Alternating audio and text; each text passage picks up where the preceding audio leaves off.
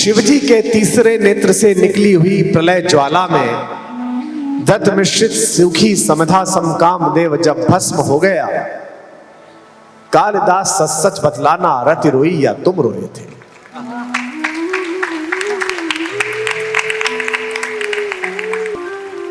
लेकिन कामदेव जब देह में ना रहे तो रति ने, उनकी पत्नी ने शंकर जी से कहा कि मेरा क्या दोष था, मेरे पति का क्या दोष था।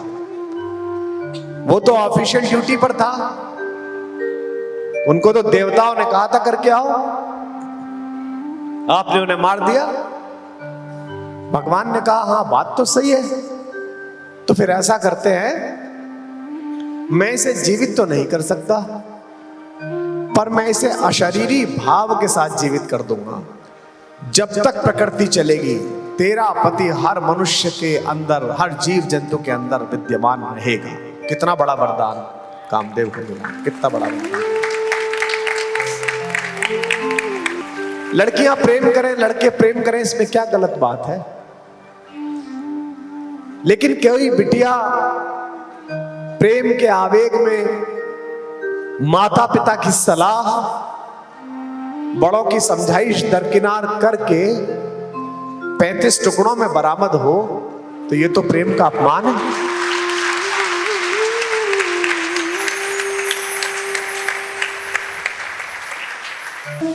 कामदेव को समाप्त करने वाले, उसके अहंकार का नाश करने वाले भगवान शंकर हम पर कृपा करें। ऐसा राम कथा के अनन्यवाचक और सनातन धर्म की ज्योति, जिनकी कवित्व शैली के कारण विश्व भर में बची रही, पूज्य बाबा तुलसी ने ऐसा कहा। मैं सोचता हूं कि शंकर और राम एक दूसरे की पूजा करते हैं, एक दूसरे के सखा हैं, एक दूसरे के आराध्य और आराधना दोनों हैं, लेकिन ये कामदेव का संबंध दोनों से अलग अलग कैसे हुआ। जिस उज्जैनी में मैं बैठा हूं, इसी उज्जैनी के महान लेखक शकार विक्रमादित्य के नवरत्नों में से एक, भारत के सांस्कृतिक महाकवि कालिदास जी ने ऋतु संहार में जो वर्णन किया है, या आप्त कथाओं से जो वर्णन आता है, उसको पहली बार में पढ़ने पर मुझे कामदेव का कोई दोष नहीं लगा। मुझे लगता था बचपन से जब मैं पढ़ता था कि कामदेव का क्या दोष था जो भगवान शंकर की तीसरे आंख से निकली हुई प्रलय ज्वाला में वो भस्म हो गया। और कालिदास जी ने कामदेव की पत्नी रति के विलाप का इतना सुंदर, इतना रससिक्त वर्णन किया है कि नागार्जुन तो ये तक शंका करते हैं कि रति रोई थी कि आप रोए थे। शिवजी के तीसरे नेत्र से निकली हुई प्रलय ज्वाला में दत्त मिश्रित सुखी समधा सम कामदेव जब भस्म हो गया, कालिदास सच सच बतलाना रति रोई या तुम रोए थे।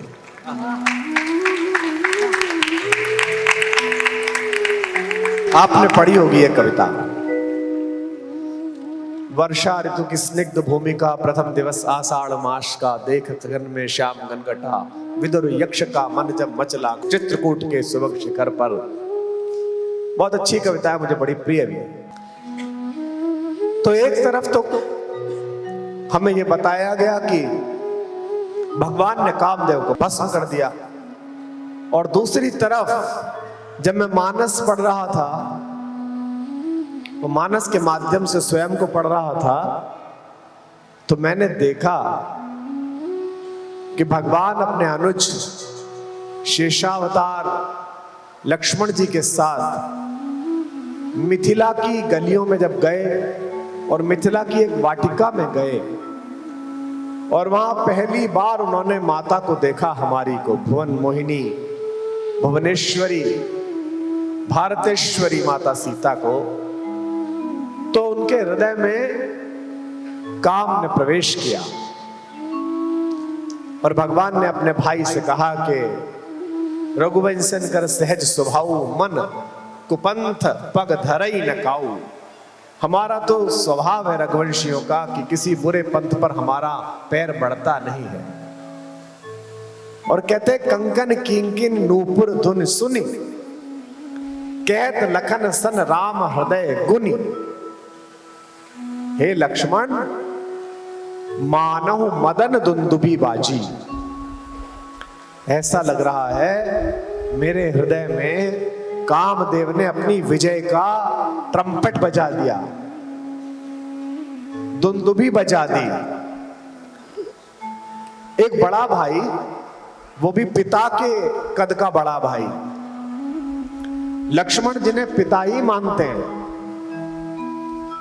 आप सबने पढ़ा, बचपन से लक्ष्मण को पता चल गया था कि मैं पुत्र दशरथ का बेशक हूं, लेकिन मेरा जीवन तो भैया के चरणों में है। 12 ते निज हितपति जानी, लक्ष्मण राम चरण रति मानी। और मां से भी पूछने गए कि मां मैं जाऊं कि नहीं जाऊं, भैया जंगल जा रहे हैं, मैं अयोध्या रहूं कि चला जाऊं।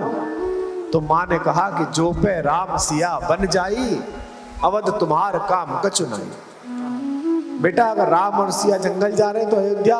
और मां ने यह भी कहा जहां राम तहां अवध प्रमादा। तू कैसी अयोध्या की बात कर रहा है, राम जहां बस जाएंगे वही अयोध्या हो जाएगी, ऐसा माता सुमित्रा ने।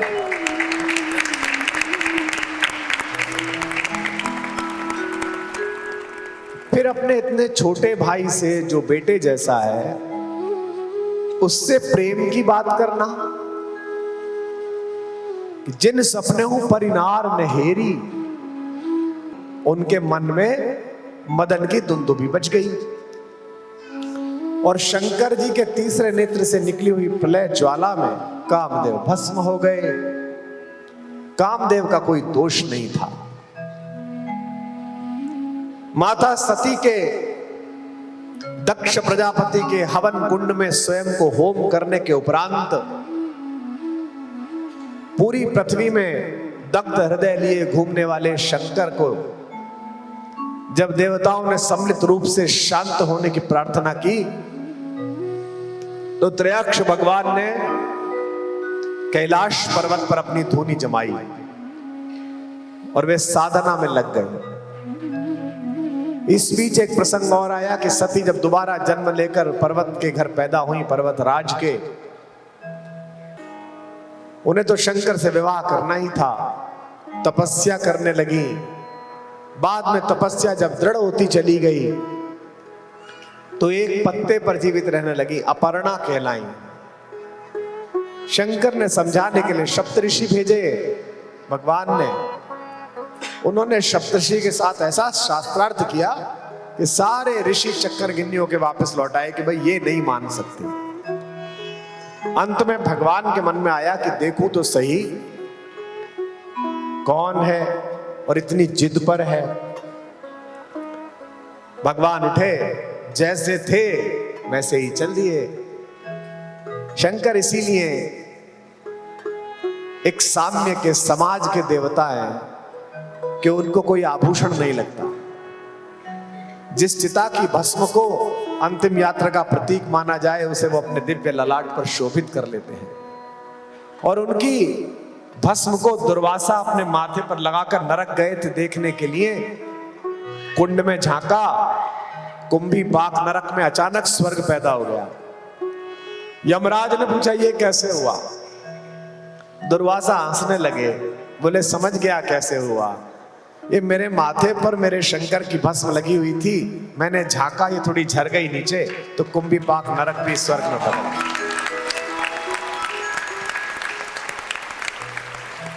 मुझे आप लोगों के सौभाग्य से ईर्ष्या होती है कि आप ऐसे शहर में रहते हैं कि जिस भस्म के कुंभी पाक नरक के कुंड में पड़ जाने मात्र से नरक स्वर्ग में बदल जाता हो। आप उसी शंकर की भस्म रोज धारण करें।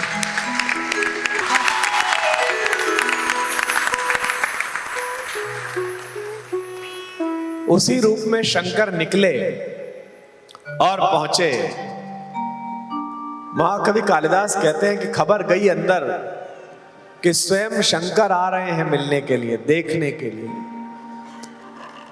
तो जिसके लिए इतना समय प्रार्थना में बिताया हो, जिसके लिए इतना अधिक समय चिंता में बिताया हो कि मुझे मिलेंगे कि नहीं मिलेंगे, वे स्वयं उपस्थित हो जाए तो कैसा लगता है। हम तो बहुत सामान्य बोलने वाले हैं। सरस्वती की कृपा से, माता पिता के संस्कार से, गुरुओं के कारण, सत्संग के कारण थोड़ी इतनी लोकप्रियता है कि लोग जानते हैं। तो कई बार मैं ऐसे प्रशंसकों को देखता हूं, ऐसी प्रशंसिकाओं को देखता हूं, जे अनायास जिन्हें सामने मिल जाओ तो रोने लगते हैं। वो बच्चियां रोने लगती हैं, फिर उनसे गले लगकर उन्हें कंधे से लगाकर शांत करना पड़ता है, क्योंकि वो बहुत दिन से आपकी प्रतीक्षा कर रहे होते हैं कि कभी मैं देखूं। हम तो मनुष्य हैं, सामान्य इच्छाओं से घिरे हुए, वासनाओं से घिरे हुए। परमात्मा स्वयं जिसके द्वार पहुंचा होगा, उसकी क्या हालत हुई होगी, चाहे वे स्वयं आद्य चेतना शक्ति पार्वती क्यों ना हो। महाकवि लिखते हैं कि मार्गा चला व्यतिकरा कुलतैव सिंधु। यहां संस्कृत के विद्वान बैठे हैं। जैसे पहाड़ से उतरती हुई गंगा पूरे वेग से नीचे आ रही हो, सीढ़ियों से उतरती हुई पार्वती आई और सीढ़ी के ठीक नीचे शंकर मिल गए। विशालकाय शरीर, कोमलांगी हमारी माता, जो व्रत के कारण वैसे भी कृशकाय हो चुकी थी, शंकर के सामने पहुंची। उज्जैनी के कवि, विश्व के सांस्कृतिक महाकवि कालिदास ने लिखा, मार्गा चला व्यतिकरा कुलितैव सिंधु। जैसे ऊपर से उतरती हुई गंगा के सामने अचानक कोई विशाल हिमालय का टुकड़ा आ जाए। शैलाधिराज तनया न ययौ न तस्थौ, ना आगे जा सकती थी ना पीछे जा सकती थी। आप सबको पता है कि विवाह हुआ, शंकर का विवाह भारत में बारातों की पहली परंपरा है। उससे पहले बारात नहीं निकली थी, पहली बार शंकर बारात लेकर गए। और एक नया मानक हमारे भगवान ने तय कर दिया कि जब बारात के लिए जाएं तो जो ऋषभ के ऊपर बैठा है दूल्हा, घोड़े के ऊपर जो बैठा है, उसके अलावा नीचे जितने हैं सब बराबर हैं, चाहे फूफा हो चाहे चाचा हो, सब समान हैं, एक जैसे हैं। इसीलिए कई बार अलग तरीके के समूह को शंकर जी की बारात भी कह दिया जाता है। कहता भैया शंकर जी की बारात इकट्ठी कर ली है हमने। तो कई बार ऐसा होता है, भगवान ने पहली बार बारात निकालकर, वर यात्रा निकालकर यह सिद्ध किया कि अगर मंगल के काम के लिए जा रहे हो तो ऊंच नीच नहीं देखनी चाहिए। यह नहीं देखना चाहिए कि किसका पद बड़ा है किसका कद बड़ा है, सबको आना चाहिए। अब विवाह करके शंकर फिर समाधि में बैठ गए, लेकिन देवताओं को तो सेनापति चाहिए था। या तो शंकर मिले या उनके पुरुषार्थ का कोई अंश मिले। देवताओं ने मिलकर कामदेव से कहा कि भाई उनके मन में इच्छा पैदा करो। किसकी? कि वो संतति पैदा कर सके। एको हम बहुश्यामः, मैं एक हूं, बहुत होना चाहता हूं, ये इच्छा पैदा करो।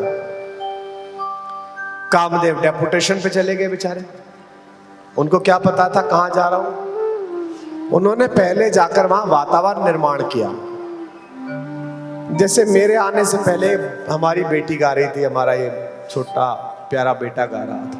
ये वातावरण निर्माण है कि सब लोग बैठ जाएं, प्रकृति सो जाएं, तो ठीक से बात हो सके। तो शंकर जी ने समाधि लगा रखी थी, कामदेव ने अपने पंचबाण चलाए, चारों तरफ बसंत फैल गया। बसंत कामदेव का प्रिय मित्र है, दोनों साथ साथ रहते हैं। वैलेंटाइन डे मनाने वाली नई पीढ़ी को पता भी नहीं है कि जिसे तुम आज आधुनिकता समझ रहे हो, हमारी ऋषि परंपरा ने कौमुदी महोत्सव के रूप में यह सैकड़ों वर्ष, हजारों वर्ष पहले तय कर दी थी। जब पूरे 1 महीने आमोद प्रमोद मनाया जाता था और प्रकृति तक नए वस्त्र धारण कर लेती थी। व्याख्या वैज्ञानिक हो तो नए बच्चों की समझ में आएगी। जैसे विक्रम संवत,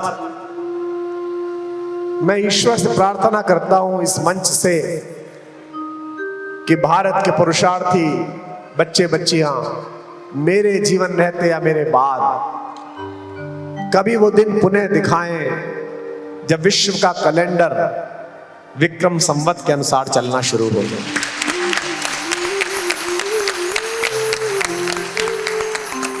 संभवतः आपने मेरे कथन की गंभीरता पकड़ी होगी। मैंने कहा पुनः दिखाएं। मैंने ये नहीं कहा कि हम कैलेंडर बदलना चाहते हैं। मैंने ये कहा कि जो कैलेंडर बदल दिया गया है वो पुनः वहीं लौटे जहां था। तो मुझसे कई मेरे विश्वविद्यालय साथी पूछते हैं कि आप ना कई बार पोंगे जैसी बात करते हो, पूरी दुनिया कैसे जनवरी से हट जाएगी और आपने कहां बनाया कैलेंडर। मैंने कहा भाई मैं तुझे पूरी तिथि संशुद्धि बताऊंगा तो 3 दिन बीत जाएंगे और मैं परमात्मा के काम में हस्तक्षेप नहीं करता। परमात्मा ने जिसको ज्ञानी बनाया है बहुत सोच के बनाया है, और परमात्मा ने अगर किसी को प्रचंड मूर्ख बनाया है तो वो भी बड़े श्रम पूर्वक बनाया है। उसको ज्यादा सुधारना, ज्यादा अच्छा बनाना अगर परमात्मा की इच्छा में नहीं है तो मेरे बस की भी नहीं है। मैं तो क्या ही करूंगा, क्या तुझे सुधारूं। मैंने उसको बताया कि वर्ष प्रतिपदा से पूरे विश्व का कैलेंडर चलता था और तुम भी मेरे साथ चलते थे नए साल में। कैसे? पहला महीना मार्च, आओ मार्च शुरू करें। मार्च का मतलब क्या है? चलो अब मार्च को फैलाइए। मार्च, अप्रैल, मई, जून, जुलाई, कौन सा महीना आ गया? 7वां। क्या नाम है उसका? सितंबर। सितंबर। इसके बाद महीना आ गया 8वां, अष्टंबर, 8वां महीना। इसके बाद आ गया 9वां, नवंबर। इसके बाद आ गया 10वां, दिसंबर। ये पहले से चलते थे, आज की बात नहीं, हजारों वर्षों से ऐसा ही चल रहा था।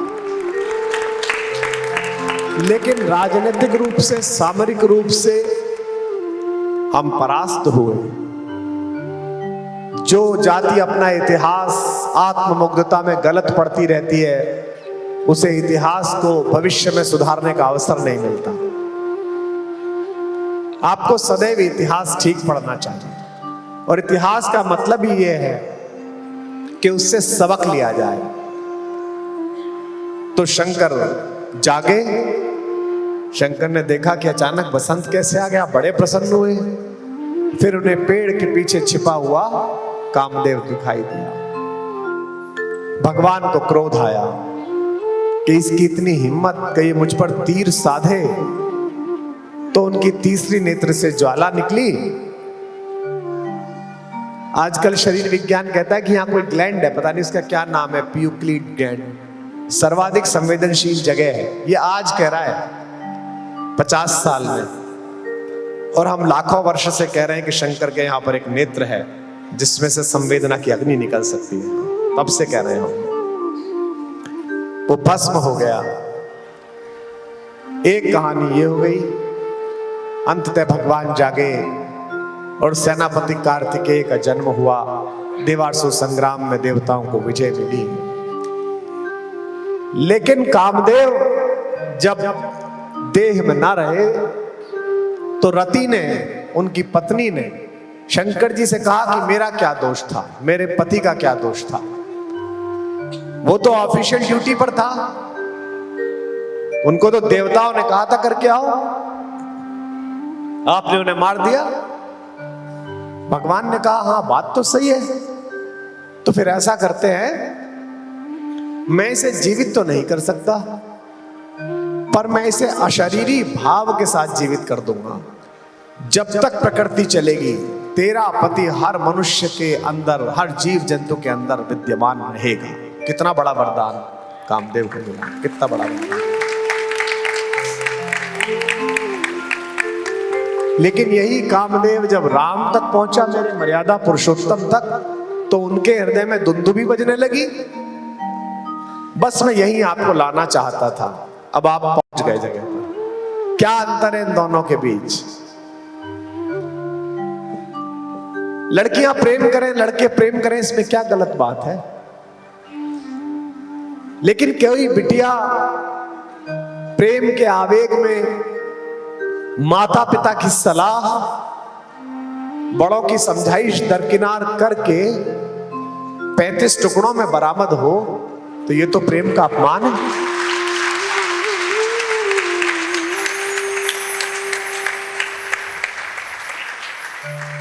जो हमें सिखा रहे हैं कि हम प्रेम विरोधी हैं पश्चिम वालों, मेरे आराध्य भुवन मोहन कन्हैया का एक भी मंदिर आपको ऐसा नहीं मिलेगा जब उनके पार्श्व में उनकी प्रेमिका राधा रानी खड़ी न मिले।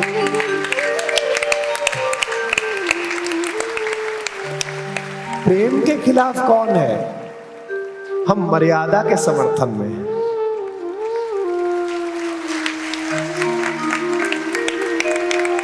हम उस जलती हुई अग्नि के चारों तरफ होने वाले 7 पैरों के साथ सप्तपदी के पवित्र बंधन के समर्थन में हैं। इन दो कहानियों का क्या मतलब है? लता ओढ़ तब सखिन लखाए, श्यामल गौर किशोर सुभाए। माता ने भी देखा हमारे पिता को, और हमारे पिता ने भी देखा हमारी माता को, भारतेश्वरी सीता को, और प्रेम हो गया और विवाह भी हो गया। जनक ने कहा विवाह कर लो। एक राम कथा में यह भी आता है अध्यात्म रामायण में कि विश्वामित्र ने कहा विवाह कर लो। उन्होंने कहा पिताजी से आज्ञा मंगवाओ। विश्वामित्र ने कहा इसमें क्या समस्या है, यहां कर लो, पिताजी से आज्ञा से दूसरी कर लेना, तुम्हारे वंश में तो परंपरा है। इसे कहते हैं मेरे राम। उन्होंने कहा मैं तीनों माओं का समान लाडला हूं, पर मैं सोच सकता हूं मेरी बड़ी मां के बाद जब दूसरी मां आई होगी तो मेरी बड़ी मां के मन में कुछ तो दुख का अंश गया होगा, और इन दोनों माओं की स्थिति में जब छोटी मां आई होंगी तो दुख का और अंश गया होगा। कोई भी परंपरा रही हो, पर ये राम आज ये मर्यादा स्थापित करता है कि मैं विवाह करूंगा तो एक ही और एक पत्नी व्रत जीवन भर पालूंगा।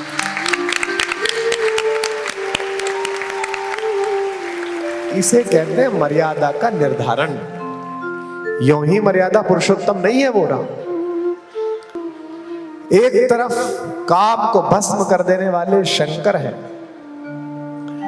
और एक वे भगवान जिनका तीर स्मरण करके भी सीता माता कहती है रावण से खल सुध नहीं रघुवीर बाण की। ए मूर्ख, तुझे पता नहीं है उसका बाण कैसा है। और ये कब कह रही है? जब ऊपर हनुमान जी बैठे हुए हैं और वो कह रहे हैं कि मैं रघुवीर बाण बन के आया हूं।